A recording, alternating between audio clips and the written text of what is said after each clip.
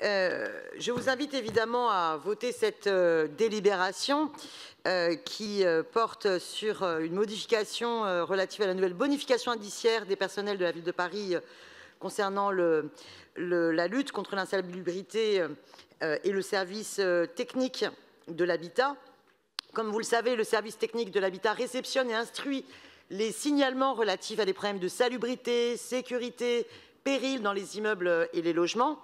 Et c'est un service qui rend un travail extrêmement important et déterminant pour la ville et pour les locataires publics comme privés de la ville de Paris.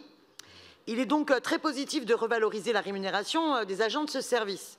Mais je souhaiterais, à travers ce vœu, attirer l'attention sur la nécessité, au vu d'un très grand nombre de problématiques d'habitat indigne à Paris, que ce soit dans les logements privés, bien sûr, d'abord et avant tout, mais aussi dans ceux dépendant de bailleurs publics, eh bien, j'estime qu'il serait souhaitable de renforcer les effectifs et les missions de ce service. Parce qu'il serait souhaitable que ce service, d'abord, soit beaucoup mieux connu des Parisiennes et des Parisiens, ce qui n'est pas le cas aujourd'hui, pour que les locataires puissent beaucoup plus facilement le saisir quand ils subissent des problèmes d'insalubrité de leur logement. Il faut qu'ils puissent savoir à qui s'adresser. Il serait souhaitable que les locataires, comme les élus, aient davantage d'informations sur le processus et le suivi des situations après une interpellation du STH.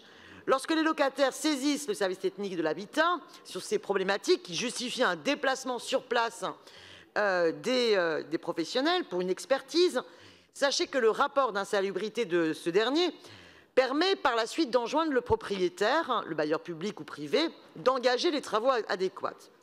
Néanmoins, ces rapports ne semblent pas systématiquement transmis aux maires d'arrondissement quand ils ne sont pas à l'origine du signalement. Donc, j'avais déjà présenté un vœu à ce sujet, mais je continuerai à intervenir là-dessus. Je pense qu'il serait bon que les maires d'arrondissement qui organisent la police en matière de salubrité des logements, eh bien, sollicitent le STH pour dire nous souhaiterions systématiquement recevoir ces rapports. Parce que pour pouvoir exercer votre responsabilité sur ce domaine, il faut que vous puissiez avoir accès à ces rapports. Je souhaiterais également que les locataires qui font la demande d'intervention du STH puissent aussi se voir attribuer ce rapport. Parce qu'aujourd'hui, généralement, ils ont un courrier très synthétique. Or, il me semble important, et il n'y a rien qui doit rester secret, qu'ils aient accès à l'ensemble du rapport. Ça me semble être un droit des locataires et un droit en termes de transparence essentiel.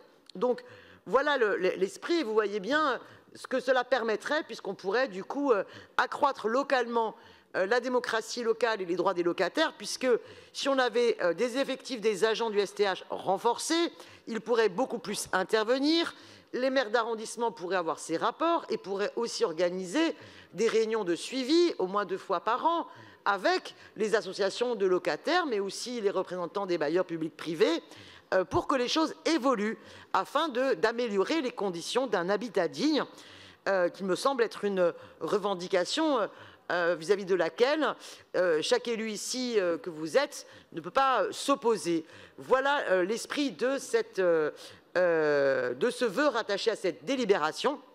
Je tiens d'ailleurs à informer qu'il y a une manifestation en faveur du logement samedi prochain et qu'il est tout à fait aussi du rôle des élus d'y aller et de soutenir la question du droit au logement et des droits des locataires dans une grande ville comme Paris où les problèmes sont si conséquents.